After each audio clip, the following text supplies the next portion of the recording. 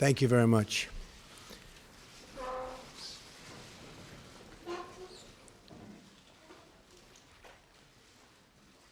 Chancellor Merkel, it is a great honor to welcome you to the People's House, the White House. Our two nations share much in common, including our desire for security, prosperity, and peace. We just concluded a productive meeting with the German and American companies to discuss workforce development and vocational training, very important words. Germany has done an incredible job training the employees and future employees and employing its manufacturing and industrial workforce. It's crucial that we provide our American workers with a really great employment outlook. And that includes making sure that we harness the full potential of women in our economy. My administration is in the process of rebuilding the American industrial base. A stronger America is in the interest, believe me, of the world as a whole. I reiterated to Chancellor Merkel my strong support for NATO, as well as the need for our NATO allies to pay their fair share for the cost of defense. Many nations owe vast sums of money from past years, and it is very unfair to the United States. These nations must pay what they owe. During our meeting, I thanked Chancellor Merkel for the German government's commitment to increase defense spending and work toward contributing at least 2% of GDP. I want to thank the Chancellor for her leadership in supporting NATO and its efforts in Afghanistan. This has come at significant cost, including the lives of over 50 German soldiers whose sacrifice we greatly honor. I also appreciate Chancellor Merkel's leadership, along with the French president, to resolve the conflict in Ukraine, where we ideally seek a peaceful solution. Most importantly, our two countries must continue to work together to protect our people from radical Islamic terrorism and to defeat ISIS. I applaud Chancellor Merkel for Germany's contributions, both civilian and military, as a counter-ISIS coalition member.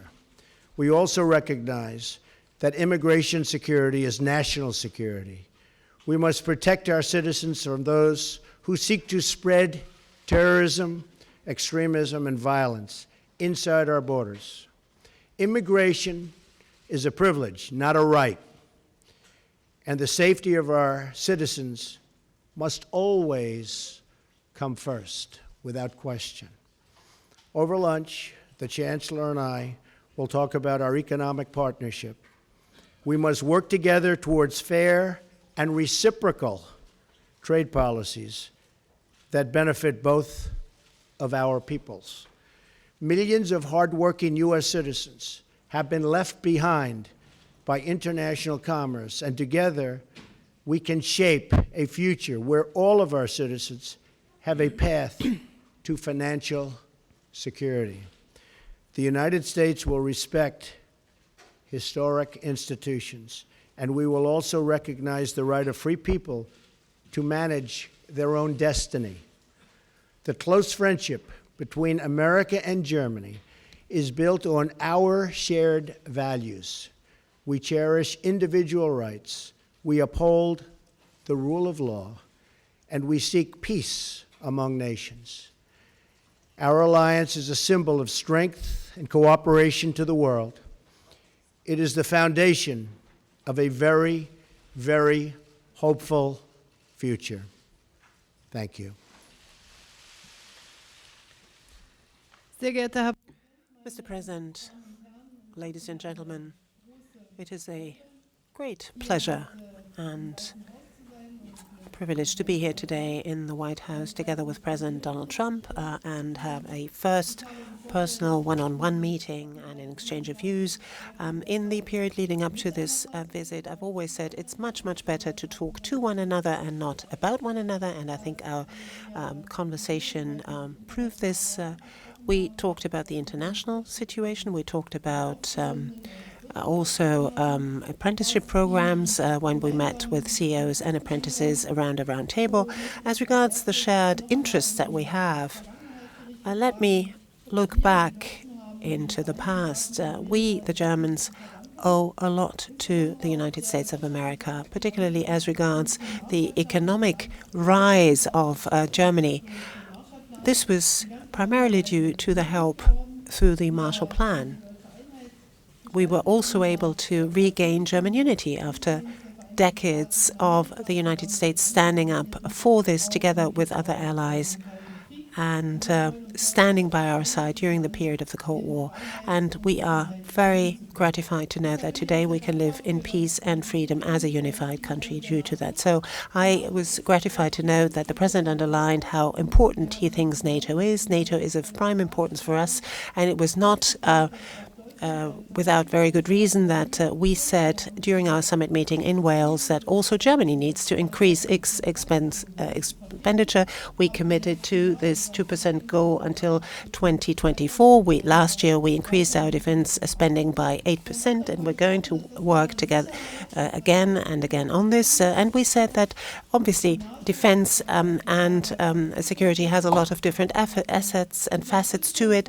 On the one hand, it's supporting missions in Africa, for example. It's also promoting development assistance, but it's also helping missions in Africa, for example, in trying to stand up for their own safety and security. We continue to be in conversation. What was important for us today was that we were able to talk about Afghanistan, talk about what, as the President quite rightly said, the continuing mission of Germany in Afghanistan. I am very glad that the United States are intending to continue to commit to the Afghan mission as well. Together we fight against Islamist terrorism. Germany is going to step up its work and is going to continue its work in Afghanistan and also in Syria. We're going to monitor the situation there very closely. We're going to work on political solutions in Syria, but also in Libya, what we talked about. I am very gratified to know that the American administration and also the President personally commit himself to the Minsk process. We need to come to a solution of this problem. There has to be a safe and secure solution for Ukraine, but the relationship with Russia has to be improved as well. Once the situation there on the ground is clarified, Minsk is a good basis, but unfortunately we haven't made yet the headway that we want to, but we are going to work together with our experts in the next few months to come on this issue. I am also here in my capacity as G20 President. You know that we will be hosting the G20 the G20 summit, this year, and I'm very pleased that the President has committed to attending this summit. We're going to talk at some length over lunch about the issues. We say trade has to be rendered fairer. There has to be a win-win situation. We can talk about the details of that. We've already seen today when we had an exchange with our CEOs and also with our apprentices what sort of potential we can tap, what sort of potential our two economies have. It's very moving to see, particularly meeting with these young people, what sort of work towards the future is being done by our companies there. So particularly in this period where we are transiting from traditional manufacturing to Industry 4.0, capacity building, skills are so important, incidentally, not only for young people, but also for those who maybe have lost their jobs and need to be reskilled in order to find a job again. And that is an issue I know is very important for you here in the United States, but it's also important for us in Germany. So I can say there are a number of issues where we will continue to cooperate very closely on the level of our experts, but also on our level. We had a very good first exchange of views, so I'm very much looking forward to the talks we will have over lunch. Thank you. Thank you very much. We'll do a couple of questions. Mark Halpern. President, thank you. A lot of Americans now have anxiety, like 8 years ago, as the government here debates what to do about health care. So I'm wondering if you can tell people what your bottom lines are, what's non-negotiable. You talked in the past about saying no one should deny health insurance if they can't afford it. You talked about no. The gentleman needs to use a microphone. Are those your part of your bottom line? Would you veto any piece of legislation that violated those? Madam Chancellor, I'd like to ask you. President Trump's got a different style than the most recent past U.S. presidents. I'm wondering what you think of that style, if you think it's good for the world, or if you've got any reservations. Thank you both. Thank you, Mark. We just have a really wonderful group of people meeting later. We met with 12 pretty much no's in Congress. You saw that a little while ago, and they went from all no's to all yeses. And we have a lot of yeses coming in. It's all coming together. We're going to have great health care. It's going to be passed, I believe, I think substantially and pretty quickly. It's coming together beautifully. You have the conservative groups, you have other groups, everybody wants certain things. In the end, we're going to have a great health care plan. Now, I have to tell you that Obamacare is a disaster. It's failing. I was in Tennessee. We had a tremendous crowd the other night, and they have half of the state is uncovered. The insurance companies have left, and the other half has one insurance company, and that'll probably be bailing out pretty soon also. They have nobody. You have many states where they have one, and you have a lot of places now where they'll have none. Obamacare will fail. It will fold. It will close up very, very soon if something isn't done.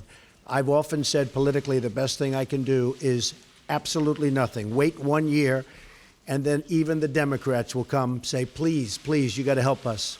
But it's not the right thing to do for the people. We have a great plan. We have a plan that's getting more and more popular with the Republican base, with the conservative base, and with people generally.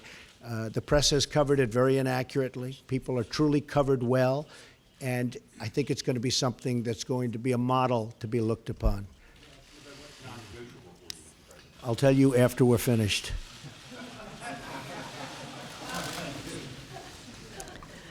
Ja, danke schön. Thank you very much.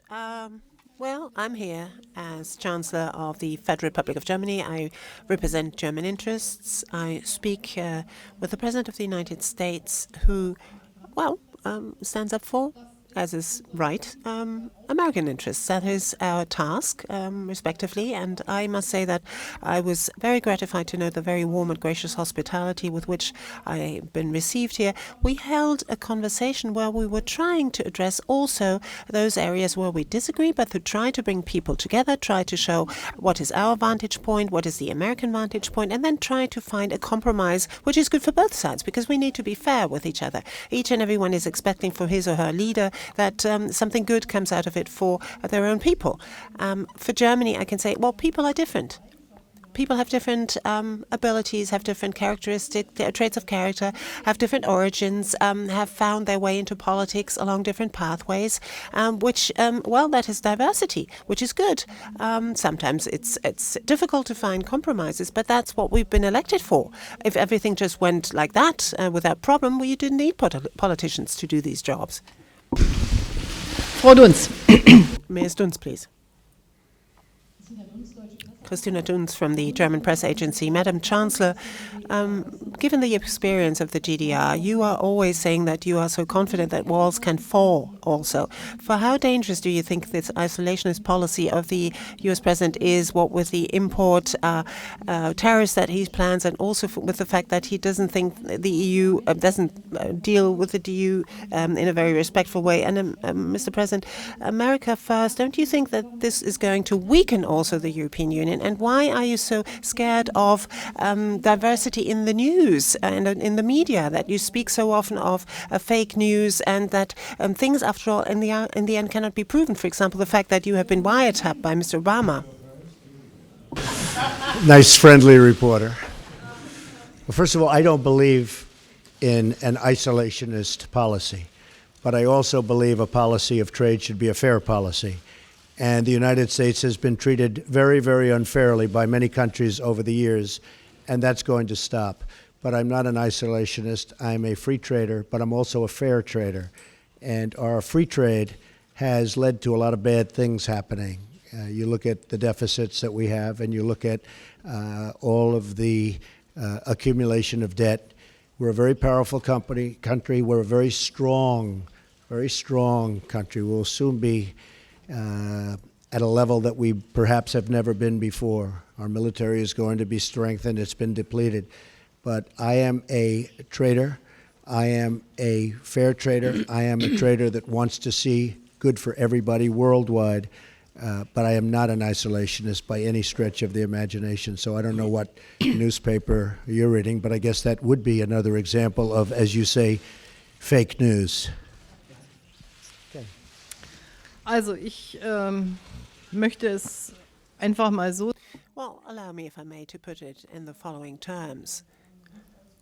We haven't yet had time to talk at a great length about economic issues, but I would say that the success of Germany in the economic area, but also on security and peace, that the success of Germans have always been one where the German success is one side of the coin and the other side of the coin has been European unity and European integration. That's something of which I'm deeply convinced, and I'm not only saying this back home, I'm saying this here, I'm saying it in the United States and also here in Washington in my talks with the President. Secondly, I believe that globalization ought to be shaped in an open-minded way, but also in a very fair way. Freedom of movement within the European Union, for example, is a very important element of our economic progress, of peace, has been for many, many decades. The European countries for many, many centuries waged wars against each other.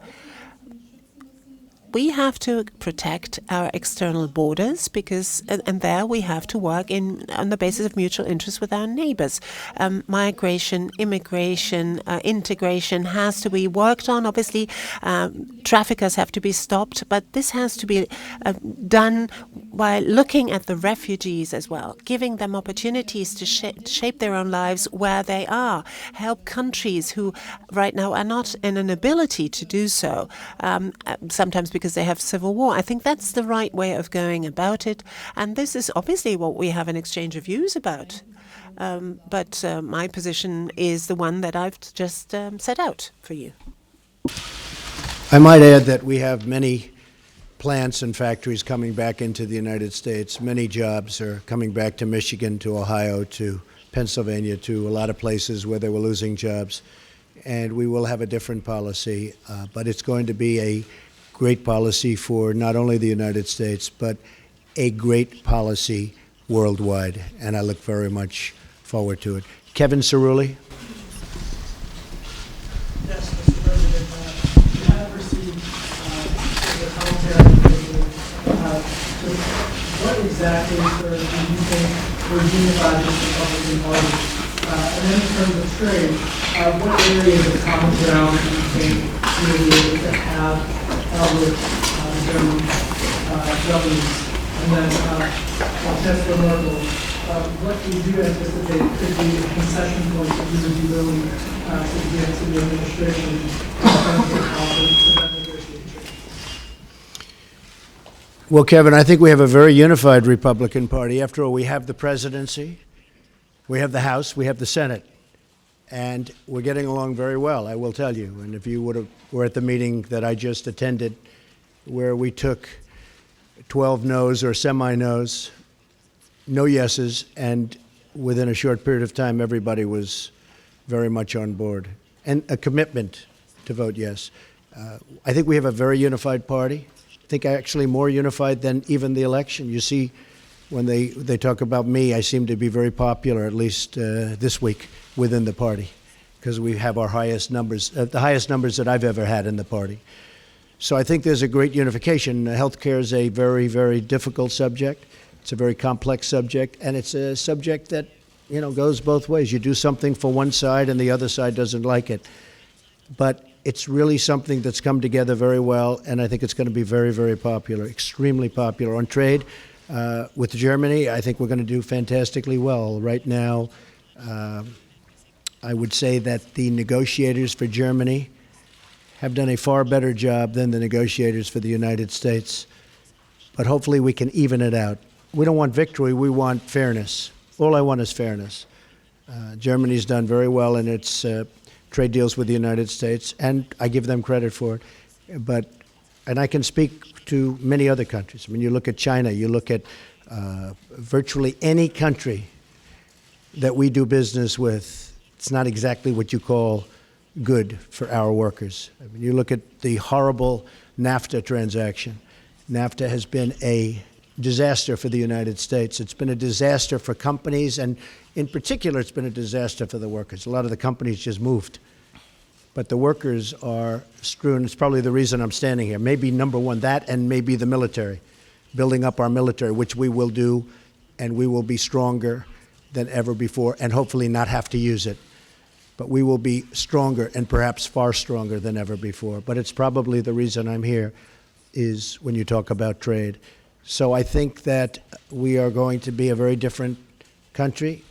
I think we're going to have great values, but in terms of our military, it's going to be much stronger, and our trade deals are going to be good, solid deals, not deals that lead to closing plants and tremendous unemployment. Okay? Thank you. Yes, ma'am.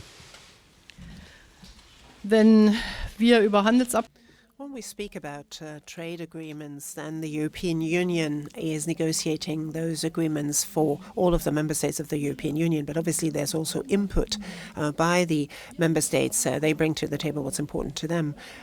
We have underlined as German industry, German business community, and have made the experience that any kind of agreement that we have concluded, for example, at the very latest with South Korea, brought us more jobs, actually. People were very much concerned about losing jobs, for example, the automotive industry, but in the end it turned out, particularly as regards South Korea, in the end it turned out that both sides benefited.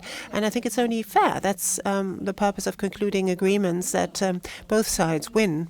And that is the sort of spirit, I think, in which we ought to be guided in negotiating any agreement between the United States of America and the EU. I hope that we can resume the agreement that we started. We have just now concluded our agreement with Canada, and I hope that we will come back to the table and talk about the agreement between EU and the US again. Mr. Graf, please. Thank you. Ansgar Graf from Die Welt. Madam Chancellor, a question addressed to you. Today, we're talking about trade.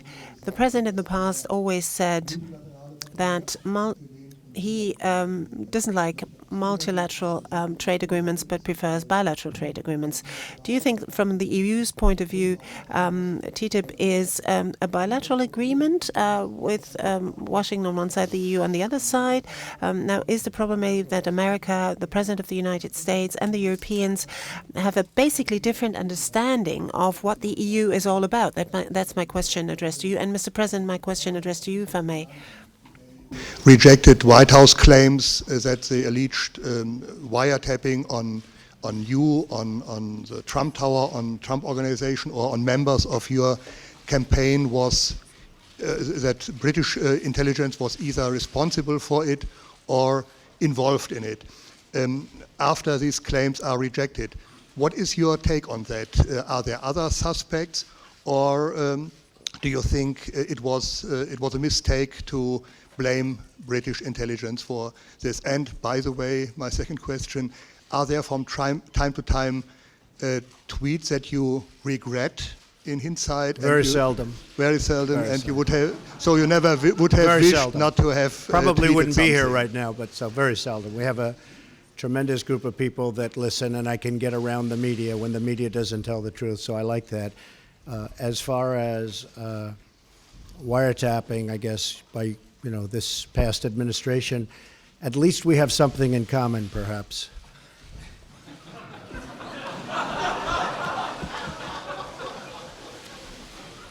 And just to finish your question, we said nothing. All we did was quote a certain very talented legal mind who was the one responsible for saying that on television. I didn't make an opinion on it. That was a statement made by a very talented lawyer on Fox. And so you shouldn't be talking to me, you should be talking to Fox. Okay? Okay, thank you. Ja, ich glaube, dass der Präsident Well, I believe that The President has clearly set out his philosophy as to what trade agreements have to bring about for the American side as well. I personally don't think that Germany needs to negotiate and not the European Union. We've devolved our competences to the European Union, so the European Union, or rather the Commission, negotiates on behalf of the member states. So that's not going to prevent us from concluding agreements. For me, indeed, this would be then qualify as a bilateral agreement between the EU and the United States if we had it.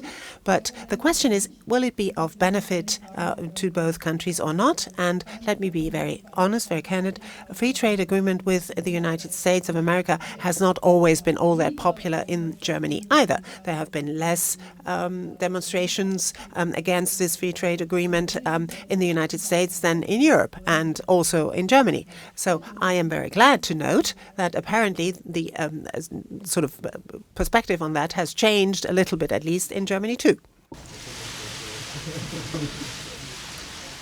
Thank you very much. Great honor. Thank you. Thank you, ma'am.